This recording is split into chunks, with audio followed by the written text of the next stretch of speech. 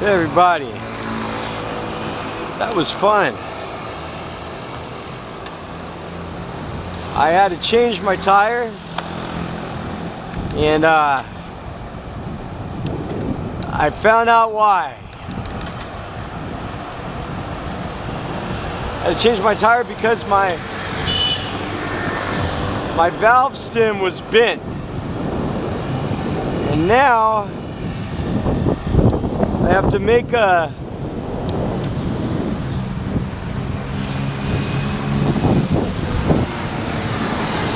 I've discovered, you know, I had a revelation that I've been having a lot of bent valve stems lately.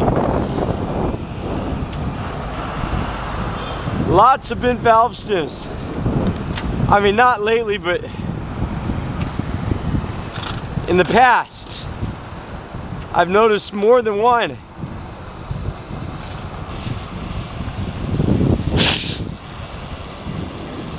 Sorry guys. Got a cold, everybody. Sorry about that. But I have bent valve stems because my Wasnt pump keeps bending stems, man. So I think I'm gonna have to change my pump. I only use the one on the bike in emergencies. When I'm away from my floor pump.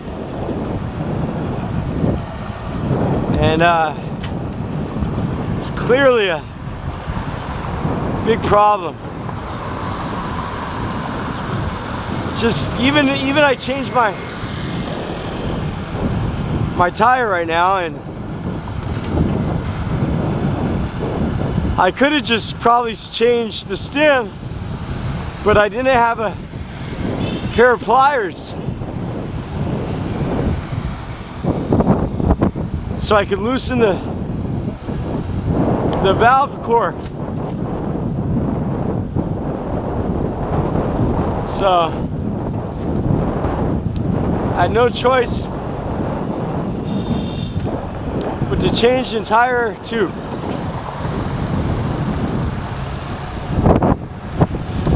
Sucks, huh?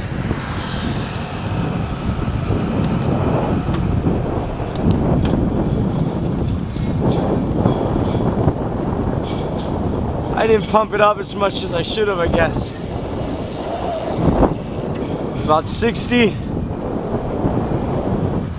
Oh well. I'll use the floor pump when I go home. So I'm pretty tired today, because I only slept 3 hours. And then I had this drama with my boss this morning, one of my bosses. You see, where I teach right now, the English teachers don't speak English that much. The headmaster of the school doesn't speak English. I have an English teacher that's getting ready to retire next year. It's in the back of the class, and she's supposed to be helping me, but honestly I don't need much help, so I don't mind her relaxing when I'm teaching. And it's me. I don't see anybody from the school. I don't see any other teachers. No teacher talks to me about my lesson plans. Nothing. It's just me teaching all by myself. I do my time and I go. And that's it. Now randomly, the non-English speaking headmaster or teacher approaches a random 7th grade student and asks him, hey, did you learn anything? What are you learning?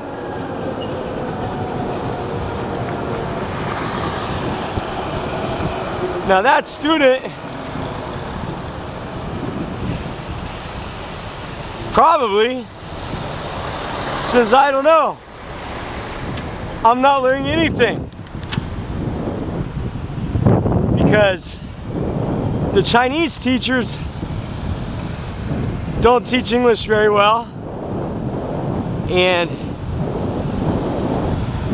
the kid doesn't have to study, because outside of my class, 40 minutes in a week, there's no tests. Nobody cares.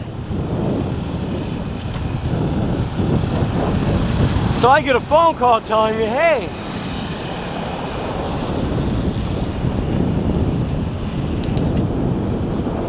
which way are we going here? Straight, I think. I get a phone call telling me, hey man,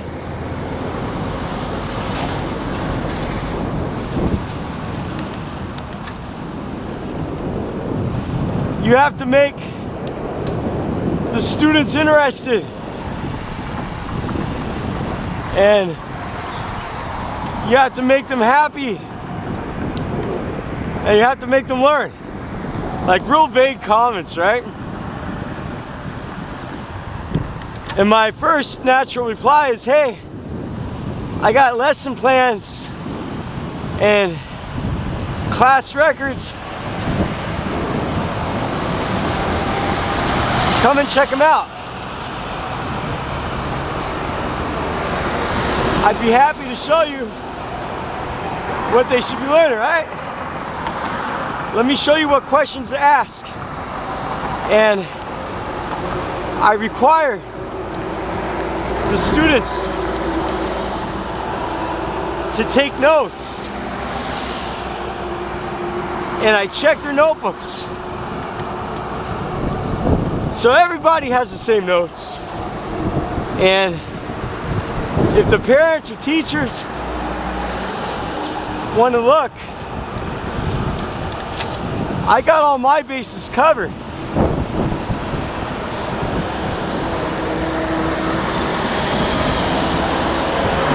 So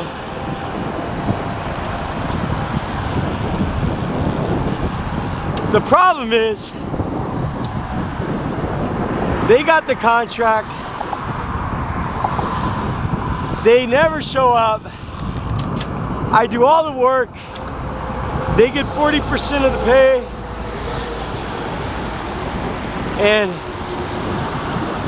the contracts don't go long term.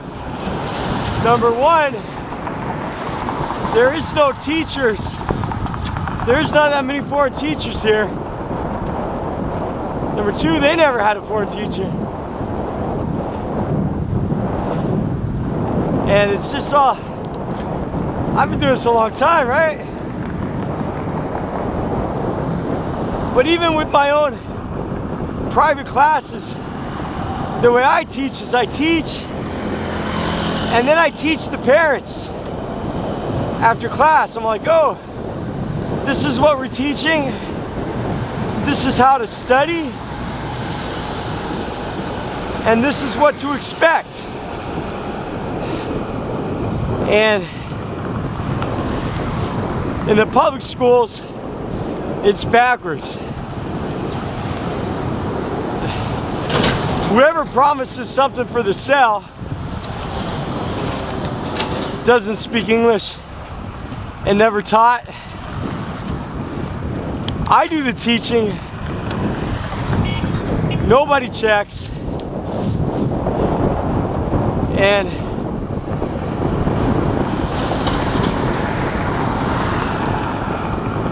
if they can't keep a long-term contract, it's really nothing about my teaching, right?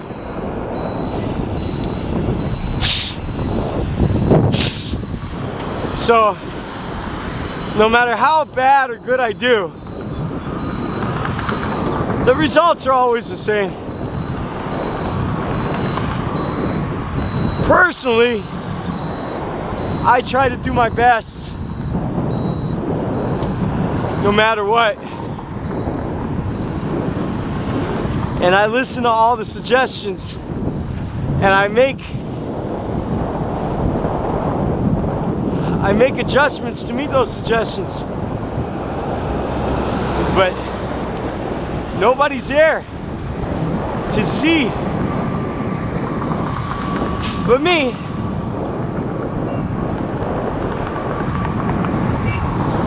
I try to teach the kids, but in a system where the teachers don't care, you shouldn't be surprised to learn the students don't care either, right?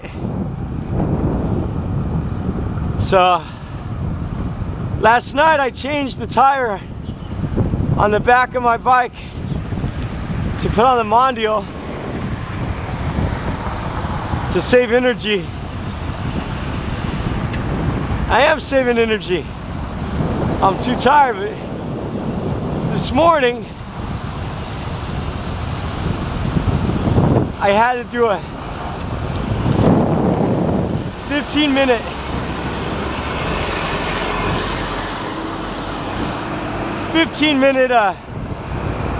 teleconference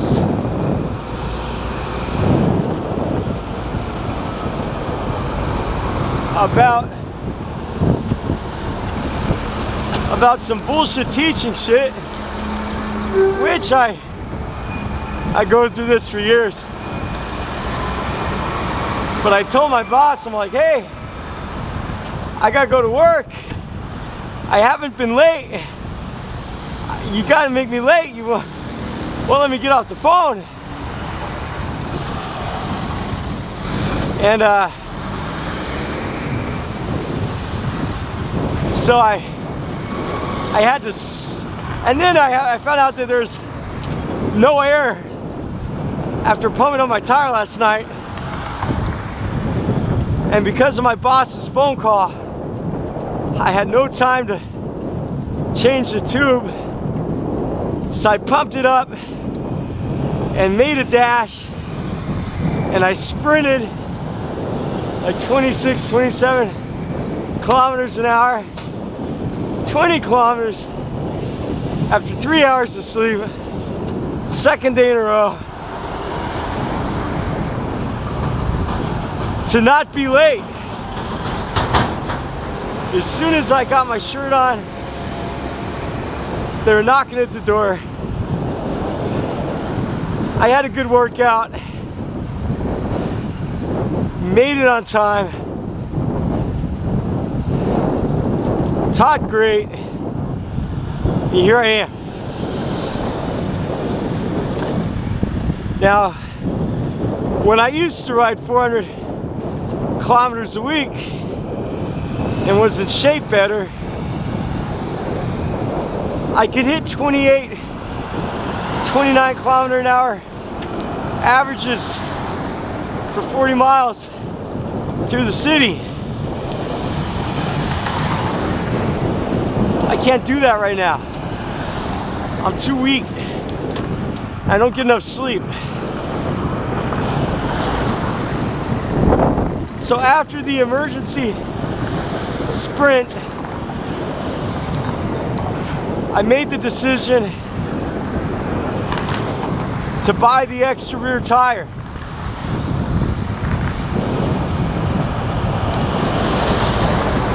So now I'll have Schwalbe Supreme Tubeless 740 front and back. Let's see if that could help me in emergency situations, right?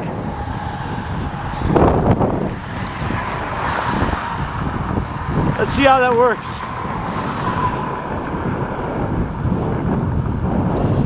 I'm a little bit tired from this morning.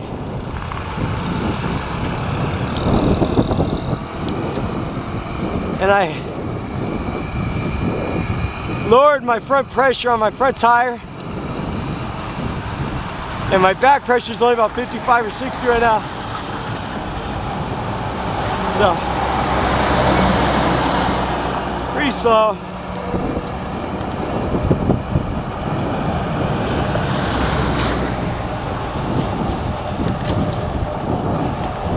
I'm exhausted, man. So some people wrote me a comment, asked about elaborating on Qual Talk when the police and the destabilization of Africa. They said they never heard of it. Man, first of all, when I talk about Africa, I want to make it clear, I don't talk about it as Africans or a racial issue. It's a class issue. The poorest of the world, right? And if you put Africa, the continent, on a map, you can see that it can hold North America and Asia. I mean, it can hold the United States and Europe. South America can hold a whole lot of countries together. Africa's a huge continent. A lot of people don't realize that. Google the true size of Africa. Now, I don't want to get into the whole history of which government has fucked African people the most, because there sure has been a lot of countries. I will say that a lot of big money is made from the richest military industrial complexes and oil and resources extracted, and pharmaceutical corporations doing testing. So we have some of the richest companies making money from the poorest people in the world. Like, direct opposites combined. That is the nature of the machine. But look at Libya. If you don't know about Africa, you know Gaddafi? Like, if you do a Google and you search like 10 secrets, 10 things about Gaddafi they didn't tell you, there's a great video. And Gaddafi, oh, I'm so tired.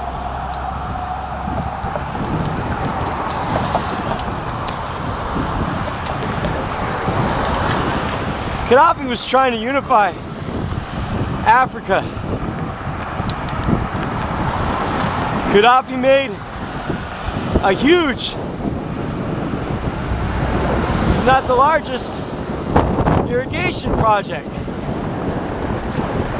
In Libya, having a house was a human right. Women were given $5,000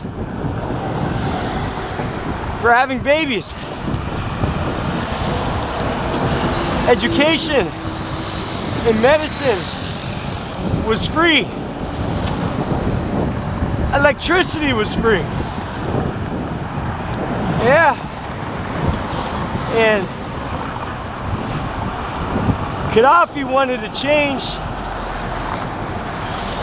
wanted to trade for the euro instead of the American dollar.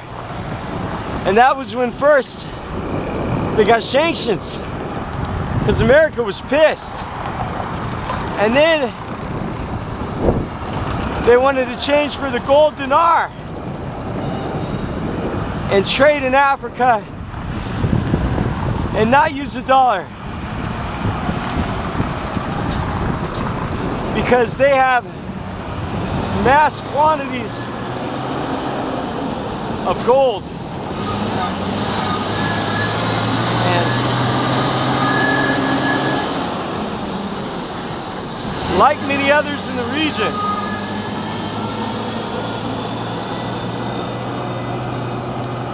I mean, look at South America. All the shit that's happened in South America has happened in mass quantities in Africa. All the guns, I mean, the CIA armed tons of people and spent tons of money on getting rid of Gaddafi to create a hugely unstable situation in Africa. And you know, it's a big difference between what happened in South America. I mean,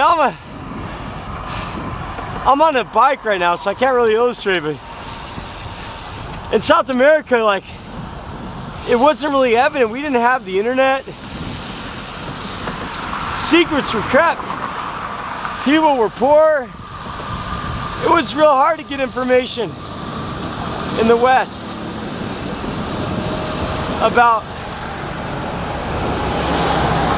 the Iran-Contras and all the other shit happening in South America. It took special journalists to get that. Now today is the complete opposite. You can use Google and information is wildly available about what went down in Libya and AFRICOM and what's happening. But the thing is, unlike South America, even though we have the information,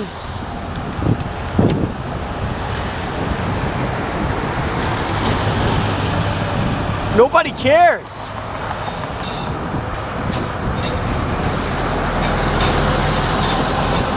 Nobody, mainstream media is so controlled.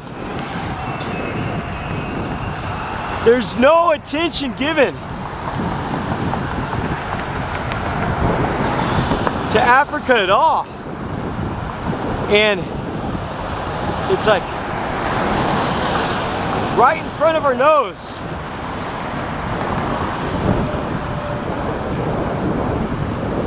So, well, I don't have time to educate you on the destabilization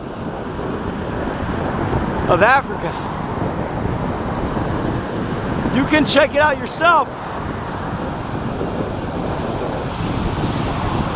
but you probably won't, right?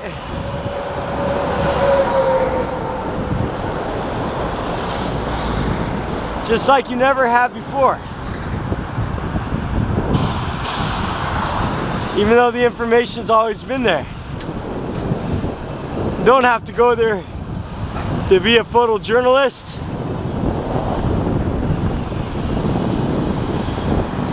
If you search carefully, even though it's getting more difficult,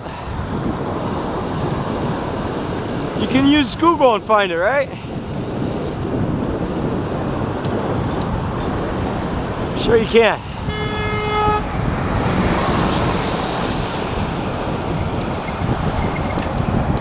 So, anyways, as for my son and the police, man, I'll talk about that later. Too tired.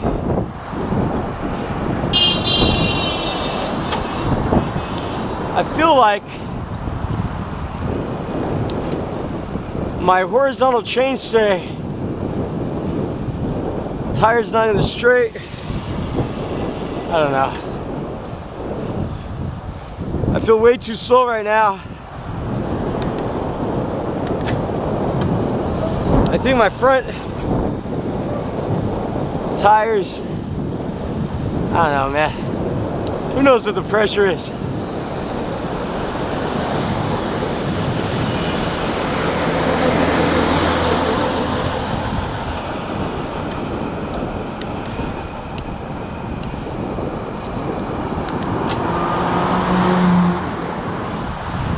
I was telling my wife the other night, it sucks about teaching in China for 16 years, man. Don't get no respect. Just like Rodney Dangerfield. Alright guys, because I'm so tired right now, I'm gonna turn off the camera. Sorry to cut this short, but I'm gonna zone out. See you guys later.